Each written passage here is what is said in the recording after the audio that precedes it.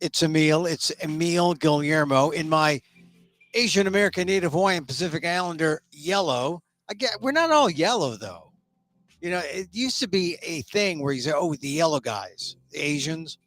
Well, maybe if you're talking East Asian, but how about us brown Asians, right? Anyway, I'm wearing yellow today. Thank you for joining me. This is my secret podcast. I'm Emil Guillermo, Emil Amok to you. You found us. Other other podcasts say they are secret, but this truly is secret. This is a secret podcast. Even I don't know when it's going to be. But we're here Monday through Friday, sort of, 2 p.m. Pacific, sort of. If you're here, thank you for being here. You know where you find us. I could say, but then it wouldn't be secret anymore. Actually, no, I could say, oh, we're on Twitter sometimes. That confuses people who've converted to X now. They say Twitter. What is Twitter? At Emil Amok. On Facebook, at Emil Amok. No, at emilguillermo.media, or my name. At YouTube. YouTube, at Emil Amok 1. So welcome to the program. This is my takes on all things considerable. Sometimes we call it the micro talk show for the AAPI and the AAXs, because originally we started as an Asian focus, an Asian American focused show, but the world's too broad. I mean, there's too much interaction. I mean, it's we're all one thing. Right? If I say something that pertains to Asians, it in a particular way, it pertains to Asians, but it pertains to everyone. Like when we talk about the elections, you know, I'm looking at it from an Asian American perspective, but it pertains to everyone. So one thing about being an Asian American, and we speak English, and we don't, I mean, we some may have the gift of the mother tongue from their ancestral home. That's great. But those of us who are born here, Asian American, we speak English, and no translation necessary, right? So this is one of those days when there is no Trump trial. I've been following it sort of like we can only follow it in the way we can, which is we watch those who are privileged to be in the courtroom, and they're reporting of it outside to us. And so it's filtered. And I do want to say one thing about yesterday, because I did a whole thing about about Stormy Daniels' testimony yesterday, based on what I heard from reporters who were there in the courtroom. And this is the reason why we really need to be there to experience it ourselves, or we really need something. I mean, we need instant transcription, or we need instant full transcription, or we need cameras in the courtroom. They won't let that be, but it's really important. We need cameras in the courtroom. And it's because this idea of salacious, I mean, this has now become the most overused word in the English language because of Stormy Daniels' testimony. Salacious testimony, they say. No, it's just real. I mean, there was a Shan Wu on CNN today said, look, I did sexual, crimes prosecutions, and, that wasn't salacious. I mean, thank goodness. Someone sort of putting it in perspective. Stormy Daniels had to say the details because that added to her credibility that she was not lying and making up anything. Because what was the Trump position from his lawyers, from himself? Oh, Stormy Daniels never happened. Never had sex with this woman. Don't know what you're talking about. Clearly, Stormy Daniels knew what we're talking about. And Donald Trump knew too. And it's a different way of looking at Trump. It's not something that needs to be censored. It was totally relevant. We need to know this. And now that we know what Trump didn't want you to know, because he paid $130,000 to Michael Cohen to pay Stormy Daniels so that this wouldn't come out. Now it's come out. Now it's come out. The thing that happened in 2006, they got the payments in 2016 because Donald Trump, after the Access Hollywood videos, was afraid that this would truly sink his campaign. And, he started liking the idea that, hey, I can really be president. So what's $130,000 to shut up a source of an embarrassing story? Now, the investment has come back to haunt Donald Trump because it was an illegal campaign bit of money that is part of the criminality of the whole thing, tied to election fraud, election law, and the felony. Well, if that's a felony, or that raises the stakes, the real felony is the connection to the business records falsification. That's the crime. It would ordinarily be a misdemeanor, but because it's tied to an election, it's a felony. So today's, in the absence of the Trump trial, today's word of the day is salacious, overused. It was not salacious, the details that Stormy Daniels, used in her testimony. Because, look, frankly, is it salacious to say Donald Trump was in missionary position? Well, I don't say it's salacious. I would say it's kind of like, wow, Donald Trump, missionary? You would think maybe doggy. Maybe he would do, he doesn't like dogs, but maybe, well, Stormy Daniels likes horses, so maybe the salaciousness takes place elsewhere. It's not in the courtroom. I know a lot of people did not want to say in reports yesterday, they did not want to say missionary. And if they said missionary, they did it in quotes. Well, they said, of course you can say missionary. Missionary is not salacious. And you had to say it. You had to say salacious. Now, editorial control being what it is, the final say is up to editors who are the arbiters. But I think the American public are big boys and girls, and they can understand the reason why you have to say it. You have to say, salacious comments, missionary, salacious comments. Oh, Trump saying that he does not sleep in the same bed as Melania. That's not salacious. That's a detail. Salacious comment. Trump did not use a condom. That could be a public health matter. Actually, if you'd read the New York Times this week, or if Trump read or you read, that STIs among 65 plus,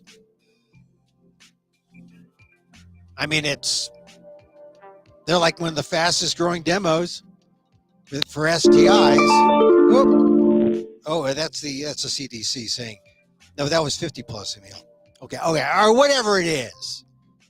Whatever it is. See, people are fact checking me as I'm doing the show. It's incredible. Now that's the thing about Donald Trump. He wanted to be president, and I guess maybe he just did not want it to be known that he didn't use a condom. But that doesn't make it salacious, that detail. The detail just means Stormy Daniels know what she's talking about.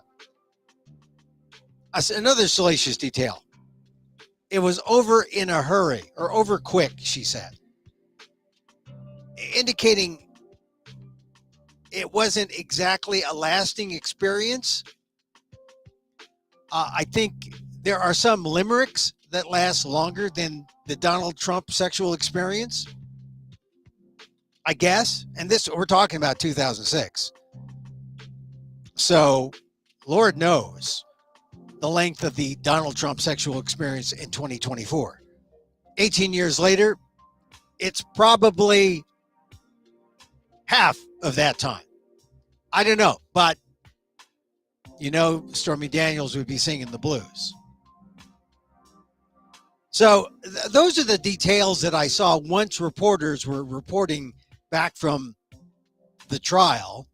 And according to I haven't seen the transcripts, but nowhere is it as salacious. I mean, it's detailed, but it's important detail. Now, the judge was upset. The judge was kind of a prude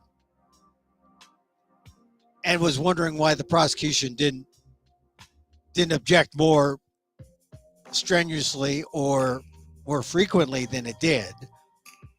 And that led to the attempt at a mistrial. Well, they made a mistrial motion that was turned down, but it was pretty much a pro forma thing to preserve the right to bring it up later. So anyway, that's all just legal maneuvering, legal strategy. But as we look back at yesterday and the testimony that we were allowed to experience, I'd say there was nothing salacious about Stormy Daniels' testimony. In fact, it was just necessary. We needed to hear from her that, yeah, she's not making this up. She's credible. She's real. Now, I saw some other reports, and some people wanted to highlight the power equation because Stormy Daniels, and I think you need to consider this when you consider anyone's testimony. A woman against a powerful man, or a man with power, not necessarily sexual power, but you have to consider the impact of that imbalance on what they have to say and on their testimony and on their frame of mind. And so on one show I saw last night, they talked about that imbalance and how it was not said. In fact, it was just inferred that what happened between Stormy Daniels and Donald Trump was consensual. But remember, we're talking 2006, and we're not talking about a time when, I mean, even looking back, that's 2006, 18 years ago. Were we at the stage where we are now, where consent is, I mean, the notion of consent probably was around then, but some observers were talking about Stormy Daniels' testimony in a way that made it sound more akin to the testimony of E. Jean Carroll, who I was very sympathetic of. But that was rape, and this was not rape, and maybe it should have been, but from all accounts, from what Stormy Daniels has said, it was, well, first of all, she had denied it publicly herself because she signed that non-disclosure agreement. That may still come back to bite her tomorrow when testimony resumes. But I think you have to see that, how you have to look at her testimony and see that it's more complex than we know because of the power imbalance. I remember hearing the reports back from the courtroom, how she talked about being blacked out. And maybe she was just remembering closing her eyes and hoping it would end, which was a paraphrase of words that she said, what her implication was, wondering how she could have gotten herself in that situation. I think that adds to the credibility, frankly. So if you're any Stormy doubters out there, no reason to doubt Stormy. all the reason in the world to doubt Mr. Orange Jumpsuit. Maybe he will be Mr. Orange Jumpsuit soon. I mean, if he says anything about the case, about the jurors, although I think he's been admonished enough so that he's going to be careful. You never can tell with Trump. So I don't know. But I think that as we have time to reflect, the Stormy Daniels testimony comes across as a lot more credible than anyone says. And just, so you want to call her salacious? Please spare me. She had to go there because she had to prove that this was serious. It happened. And Trump denied it. So in many ways, Trump forced the hand of the prosecution to go there. It wasn't to make anything X-rated, anything salacious. It was just the truth for Stormy Daniels. And I frankly, like I said, I'm be curious to see the interpretation. Everyone has an interpretation of how the defense is going after Stormy Daniels in a very aggressive way. Frankly, when I heard her say, "Yeah, I hate him. I want to see him held accountable," I saw nothing wrong with that. This is a woman speaking her truth. I saw nothing wrong with that at all. And yet, I heard a number of commentators say, "Oh, wow, see, she hates him. That's a bias." Well, look, yeah, she's biased because she's telling the truth. Donald Trump doesn't know the truth. She's biased toward the truth. Is that wrong? No, that's not wrong. That is not wrong. So we leave the trial and we notice how the news void is suddenly filled with all these other things that don't get the time of day. So, for example, RFK Jr.'s worm, the worm actually it's a dead worm. It's a dead worm, is it? And so and it's true. It was in CNN and the source was RFK Jr. He's got a worm in his head, which explains a lot about his positions. His distrust of modern vaccination. But apparently he's got things that look like cysts in his brain that are from worms in his head. And the explanation for the worms they are parasites from eating undercooked pork. So I don't know if he's a rib man or if he's RFK Jr. is, Bostonian. So I don't know. Is undercooked pig feet? But consider that. If it's from undercooked meat, that explains it.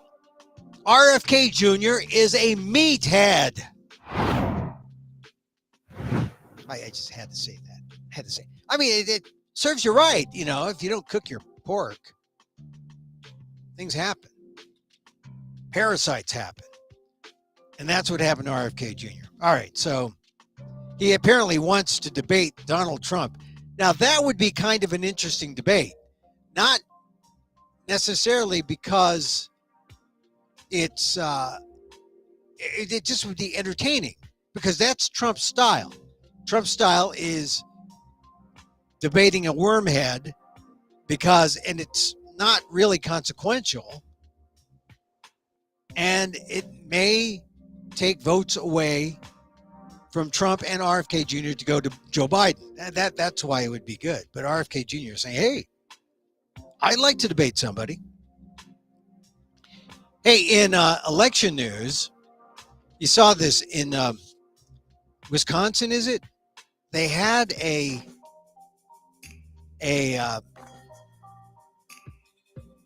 primary yesterday. Nikki Haley got like 20,000 votes, in the Republican primary, and she suspended her campaign. She's not even running. She gets 20,000 votes, which goes to show you the intelligence of the modern voter. But it also indicates that it could be a protest vote. People saying, hey, look, there's no one that I like. I like people who aren't running. That's funny.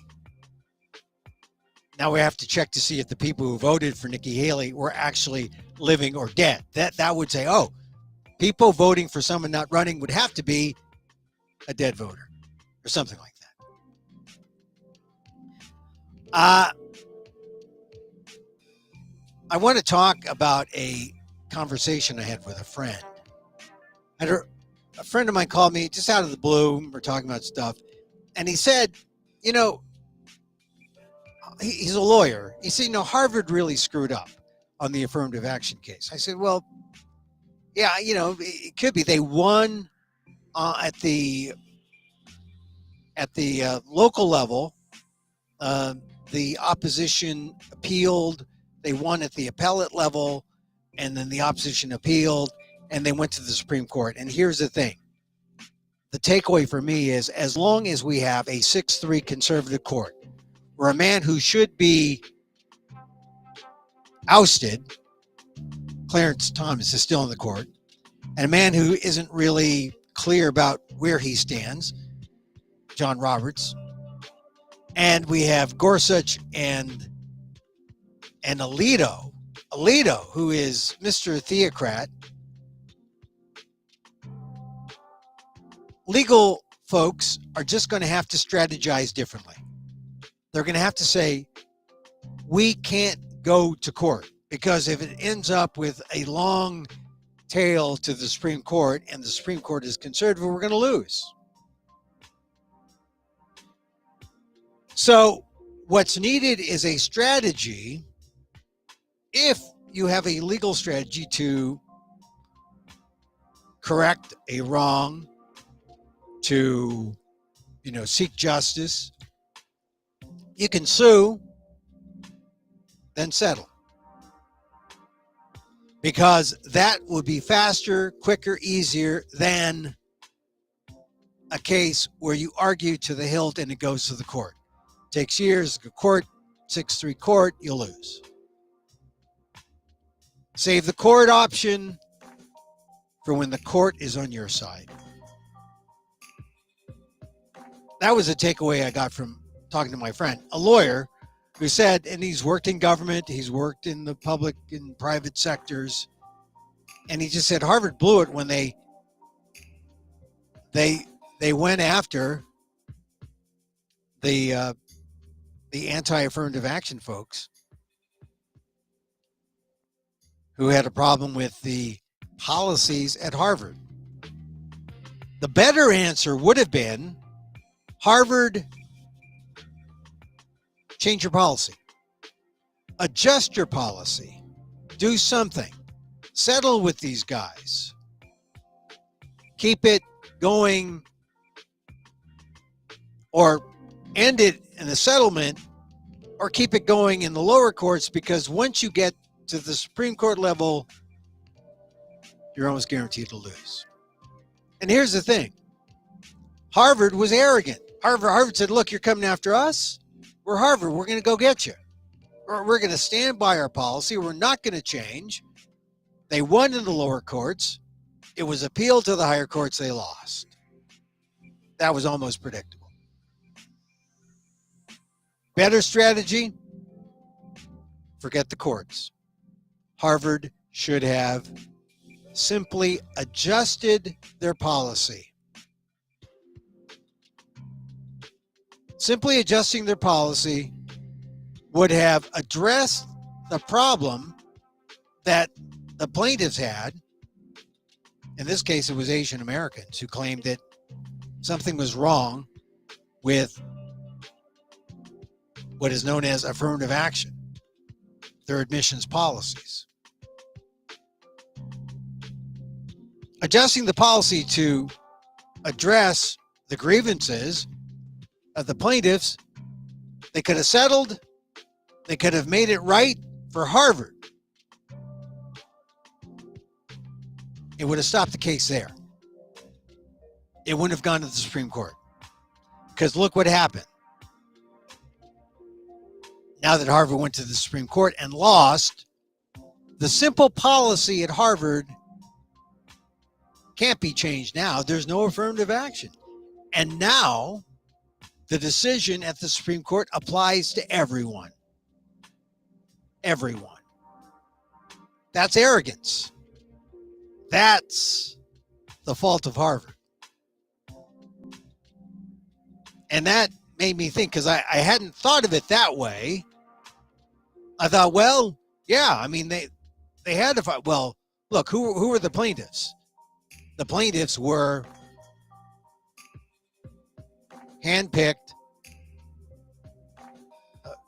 grievance folks, handpicked by anti-affirmative action people, right? Ed Blum. Career anti-affirmative action folks, career anti-civil rights folks. So they had a strategy. And maybe this is a strategy that was developed, a long strategy developed because they were dealing with courts that were 5-4 pro-affirmative action. So they kind of know the long-term view. Now, shoes on the other foot. Now pro-affirmative action folks have to deal with it. But we wouldn't have been here if Harvard had been less arrogant and if Harvard had simply said, okay, you know what? Maybe the Chinese who are grievance pushed forward by Ed Blum, maybe they have a point. We'll change the policy. No Supreme Court. Affirmative action exists for everyone else. DEI wouldn't have become under attack. But Harvard was arrogant. Harvard said, bring it on. And they lost. That was a sobering conversation I had this morning with a friend. Yeah. He said, Harvard screwed up. Harvard screwed up, Emil. You know that. And he was telling me that, you know, they don't mind getting minorities, people of color, as long as they're like them. So essentially, Cosby kids, suburban white, suburban, or people who are people of color who are suburban people of color. You know, that's class. So Asians who are suburban, and there are a lot of them now in Scarsdale and Hillsborough and, you know, places like that. You know that in your urban area, your city area, you know where the rich people live, the suburbs. Lafayette, California. You get people of color there, you know, hey, that's a good people of color. But were they going to admit people of color from the Chinatowns, from the Mission District? Well, in my case, they did. But that really is a sobering notion that Harvard did it to itself. Now, I mention Harvard now because the big thing in the news, if, you know, Trump's in the void or Trump creates a void, then the news is the GW, the protests right on campus. Harvard sent out an alumni letter the other day, and it was interesting because Harvard said, hey, we're going to put people on involuntary leave, essentially a suspension. They haven't gone in to arrest anybody yet because no one has violated laws. I mean, laws where you'd call in police. And this would be my suggestion to protesters. Don't violate any laws. Unlike the Columbia folks. You know, they broke windows, they occupied a building. Don't do that. Put up your tent, protest quietly, peacefully, coexist. The moment you cause a ruckus that leads to some kind of not just rules infraction, but a breaking of law, it gives the excuse to call police. You don't want to give them the excuse to call police. I don't know what happened at GW, although what happened at GW today, they arrested over 30 people. They pulled down the encampments. What happened apparently at GW was there was a claim that a police officer was assaulted. And so that gave the police, even though the university had been somewhat trying to be open to the protesters. Here's the thing. If we had negotiations in good faith, we could have protests for a long time.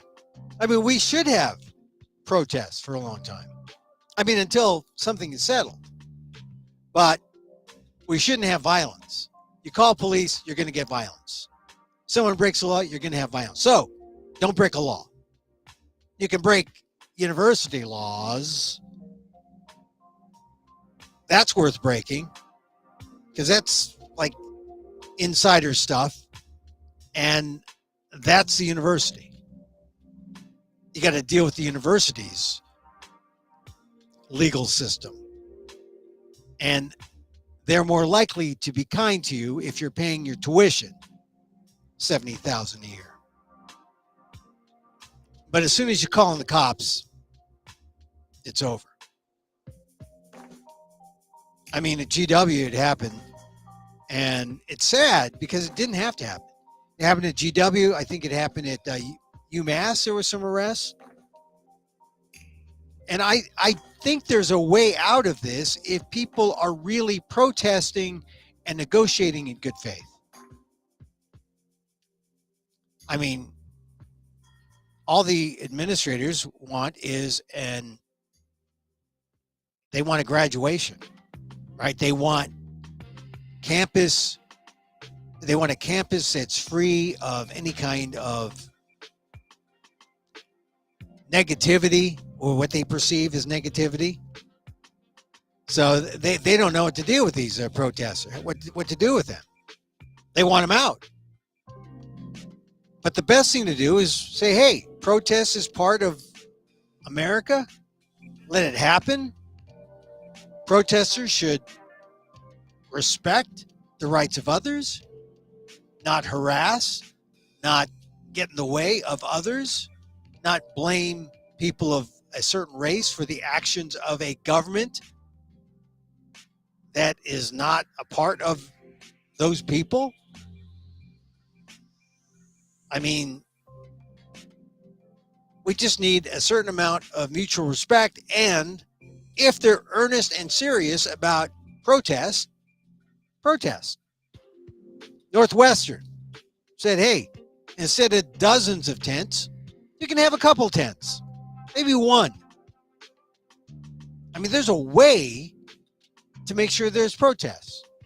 And then people visiting from off campus can come on campus and say, for the graduation and say, oh, look, there's the protest tent. Everyone gets what they want. The point is made. There's no violence. But a lot of people want that violence. A lot of people think that's the only way. It's not the only way. It's the way to end it. So I think that's one of the stories that's in the news about Columbia. Like, my God. Or not Columbia, but GW. Police clear pro-Palestinian protest camp, arrests 33 at DC campus as mayor's hearing is canceled.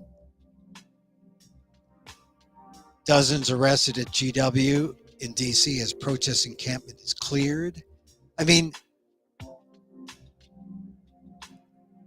the only reason why people are impatient is because they see the clock ticking, graduation coming up. Look what happened to Columbia. They got really impatient. The cops came in. They still have to have graduation off campus. It backfired. There's a better way to take care of the protesters, and to be a university. And what better way to be a university than by simply saying, hey, we're going to learn from this. We're not going to suppress it. We're not going to shut it down. We're going to learn from this. I think that's the best way. I think. We'll see. I mean, we'll see if we still don't know what's going to happen at Harvard. The encampment, I think, is still up. As long as people keep talking, that's the important. People, negotiations in good faith.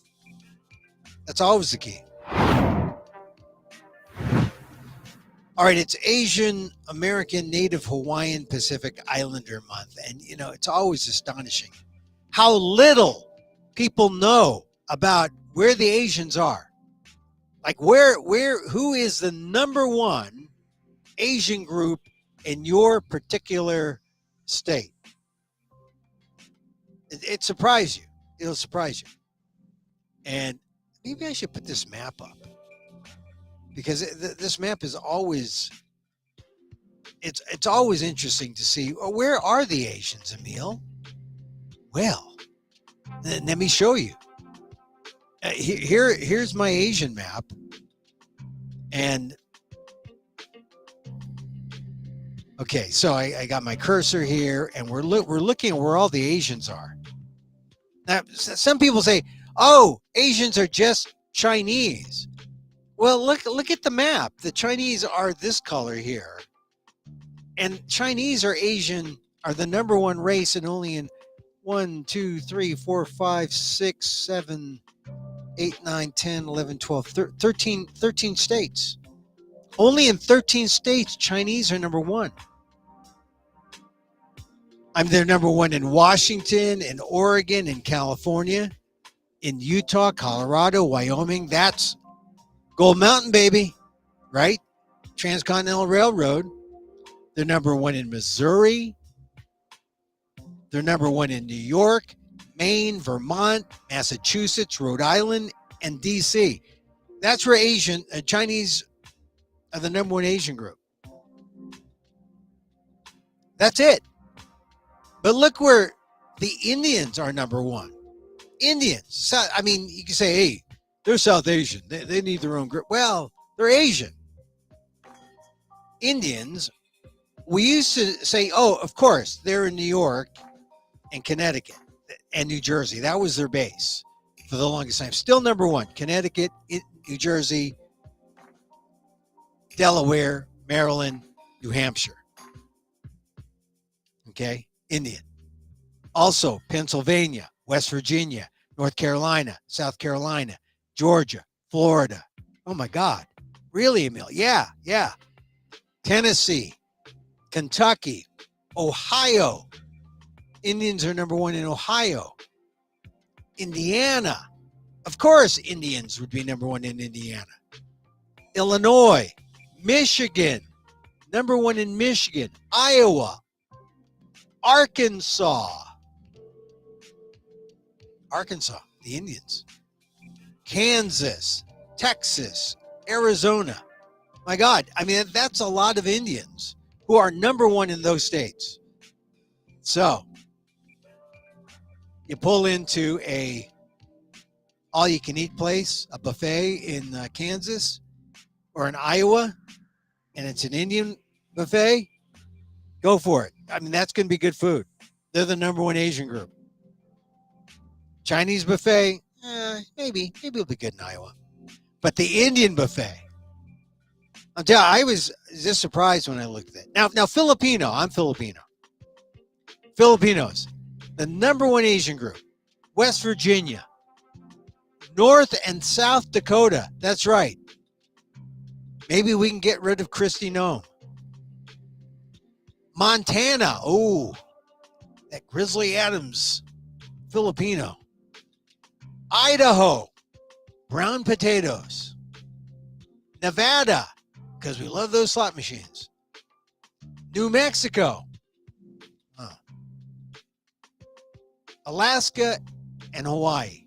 Those are the number one Filipino groups. And those are the three top Asian American groups: Chinese, Indian, Filipino. Chindipino. It's a Chindipino AANHPI group.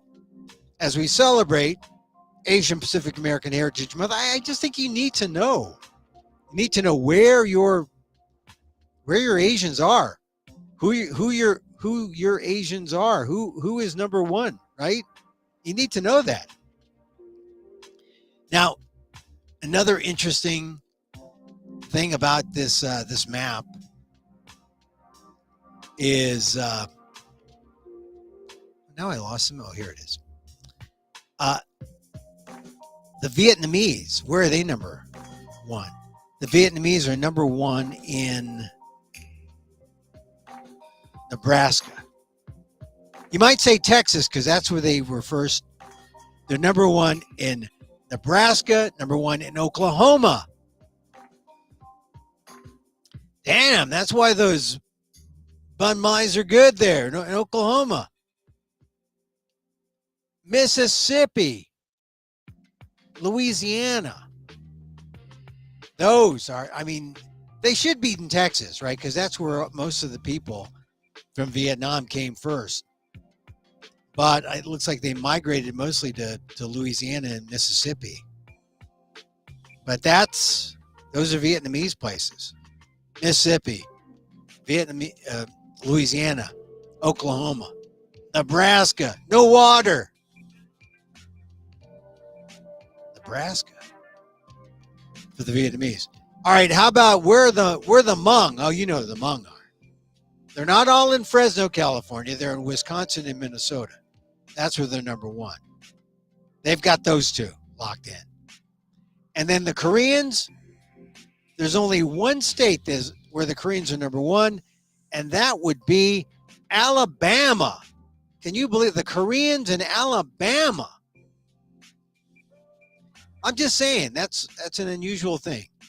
The Koreans in Alabama, number one.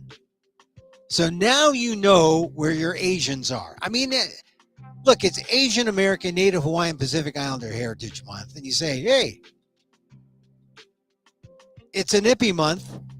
Do you know where your Nippies are? Wait, who's the number one group?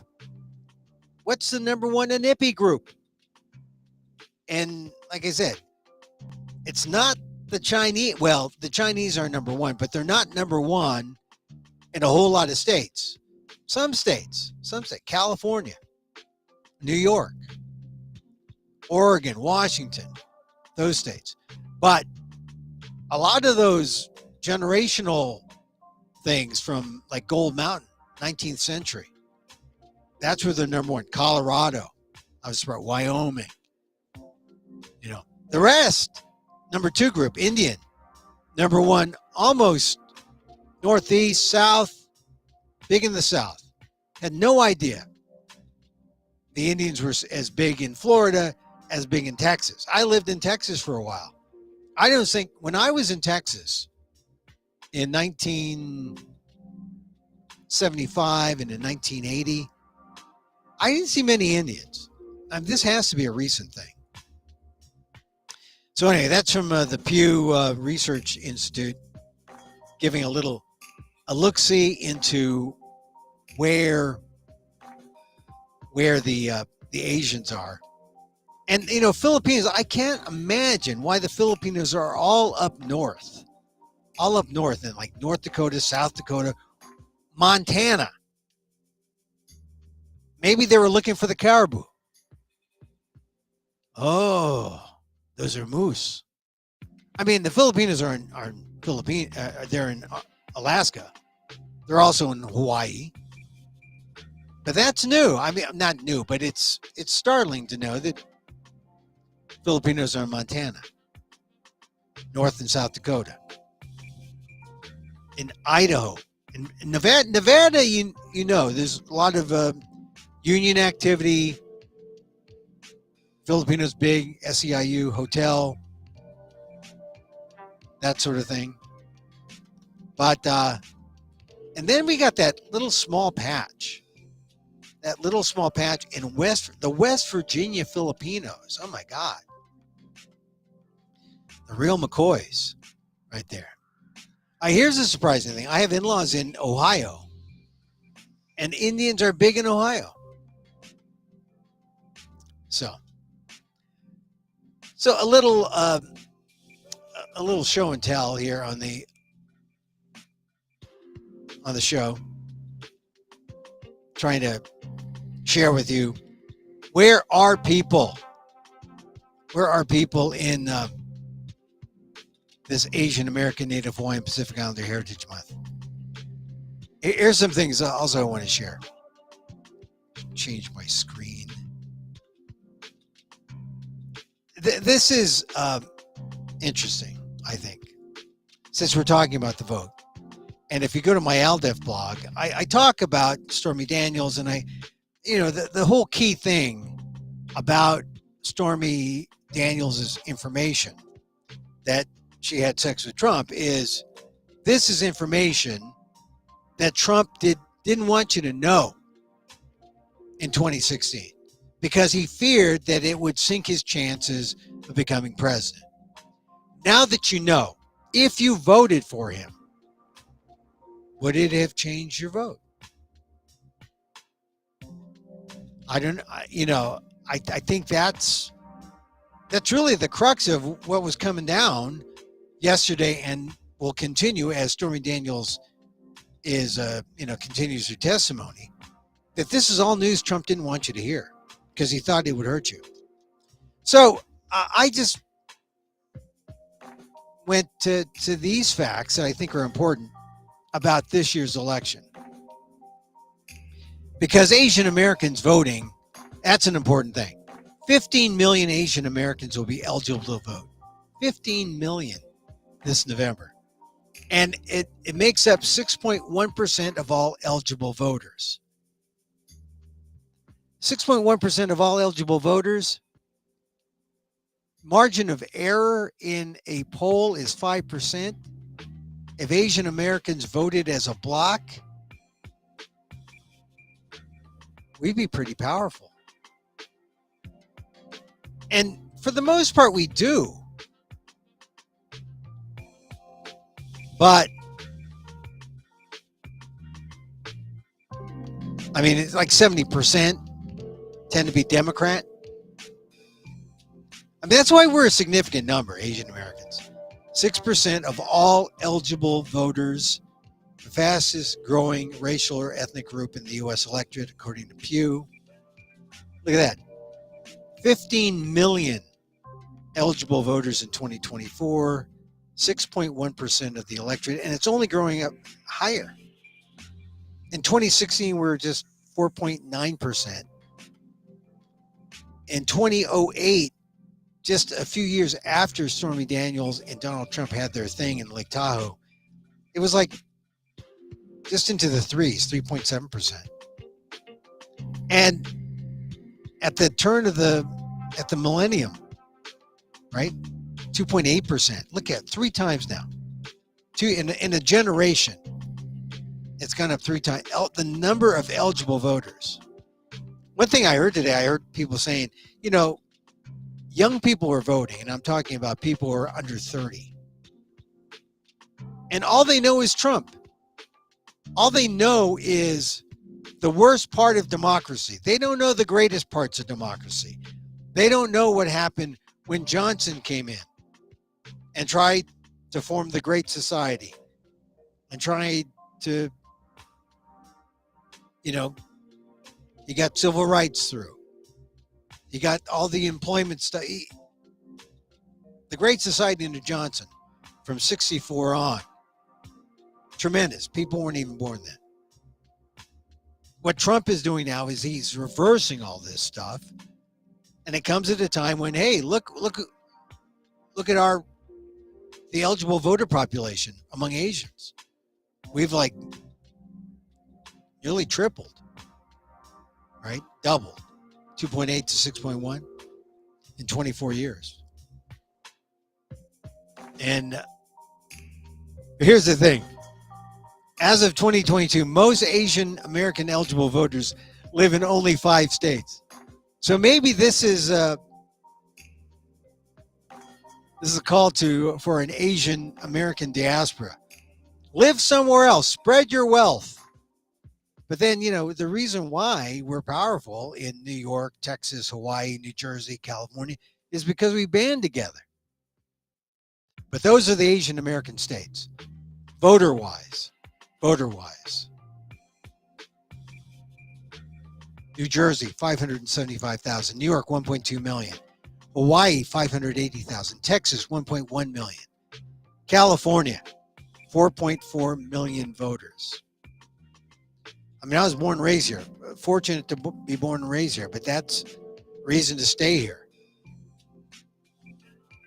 People understand who we are, California. And, to a degree in those other areas too. But eligible voters, that says a lot.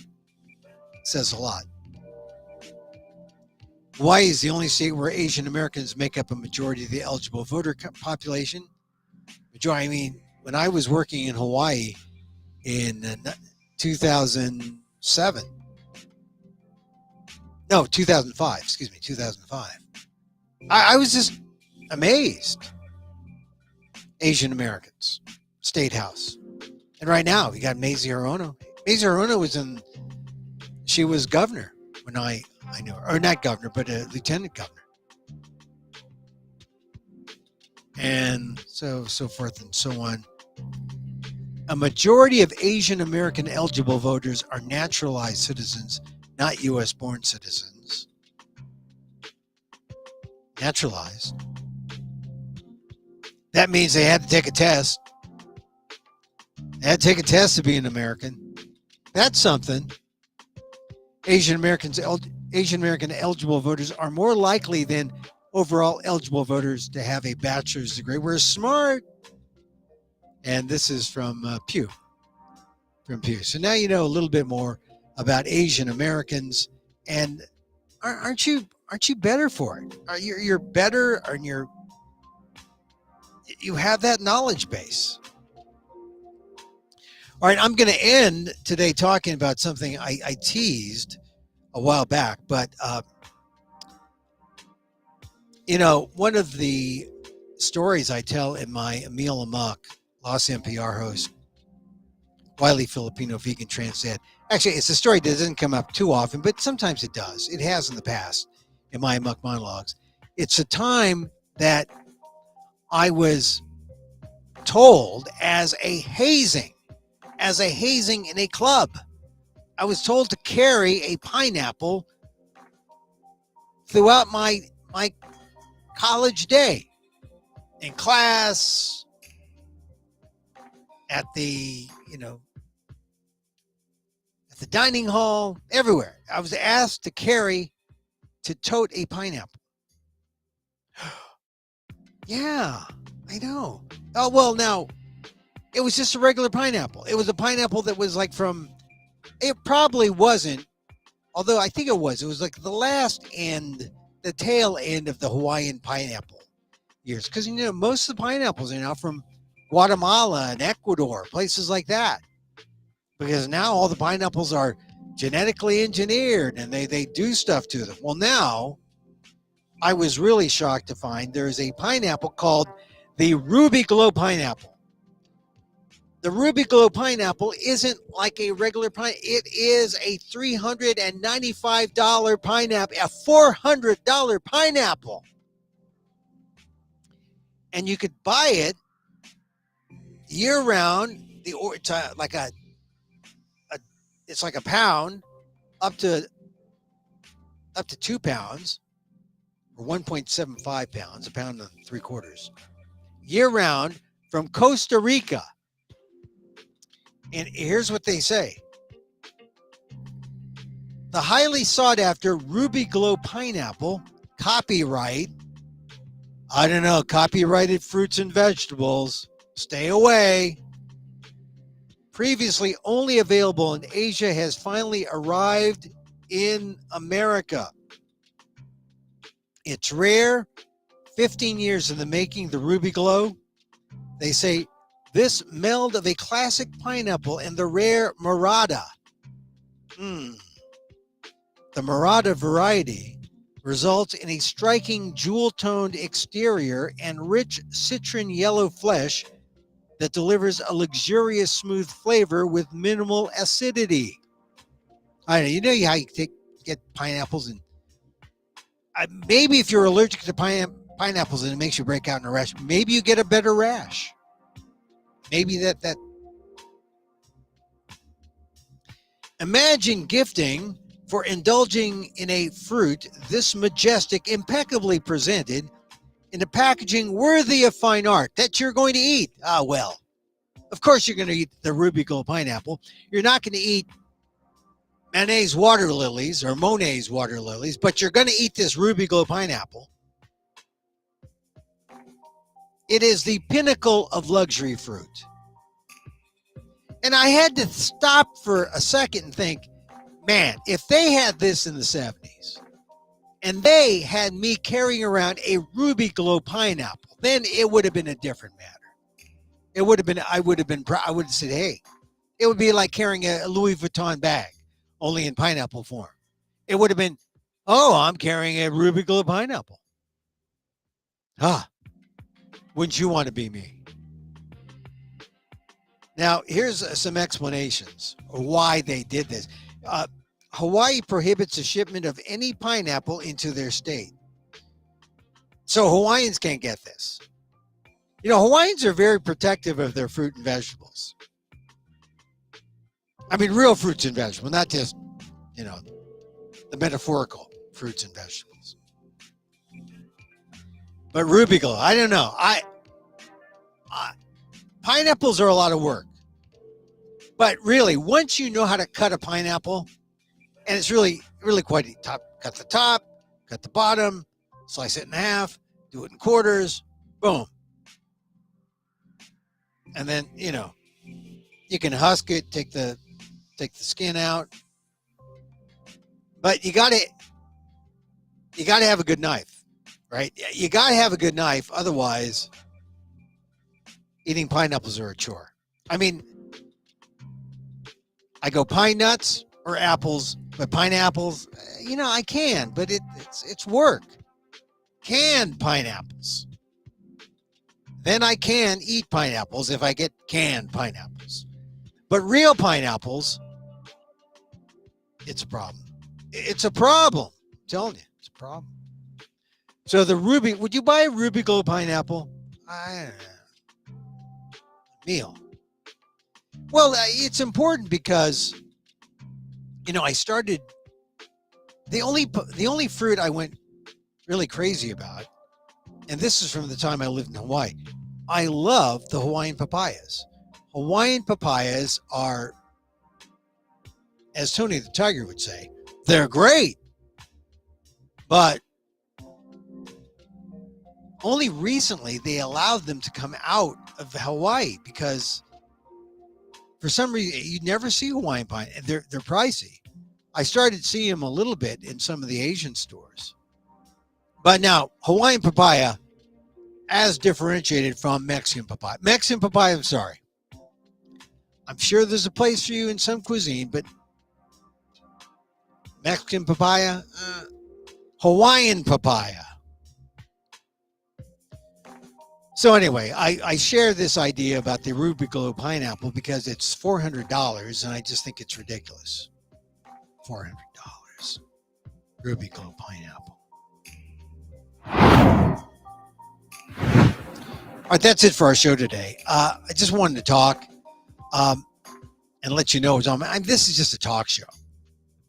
Punchlines, sometimes. More talk, information, companionship.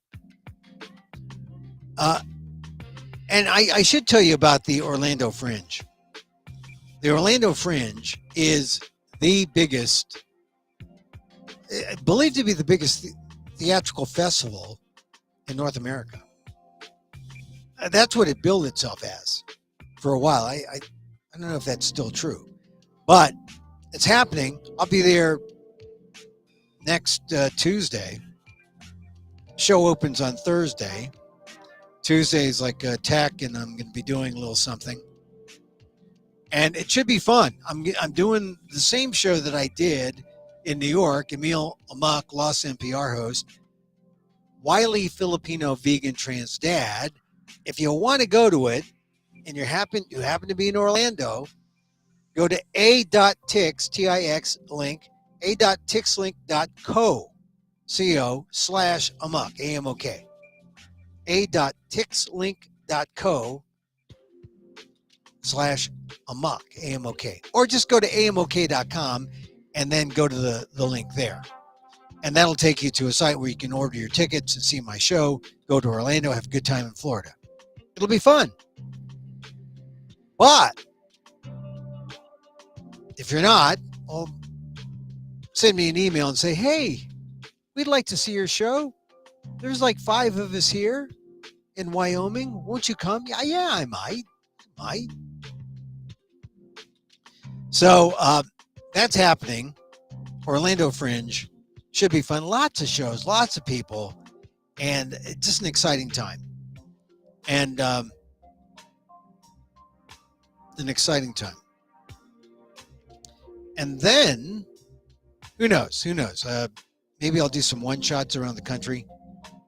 So if you're not in Orlando, can't make it to Orlando, like the idea of seeing Emil Amok, Lost NPR host. I did a version of the show in San Francisco. Different version of the show in Fresno. Different now. And I'll come do the full version. Emil Amok, wily Lost NPR host, wily Filipino vegan trans dad. My storytelling show, some point. Let me know. Let me know your community. We can work something out. All right. Swish it out. Thank you very much for joining. I'm Emil Guillermo. We do a little meditation to close out, to remind us of gratitude, remind us of giving love. Pouring love out comes back twofold. Remember that. People forget. If you remember that, you're all right. You're all right. So, loving kindness, the meditation. I've studied with a lot of people, but the loving kindness, meditation of Sharon Salzberg is easy, simple, meaningful, effective. I do other forms of Vipassana, other things that people have taught me. Sometimes a mantra, sometimes, techniques are all, whatever gets you into the zone, whatever gets you into the inside and gets you to share the love with others is good for you. Some people are too impatient. They can't do it. They can't sit still. Well, this is calming. And so, as I wish for me, I wish for you. May you be safe. May you be happy. May you be healthy. And may you live with ease. Emil Guillermo here. Till next time. Mahalo.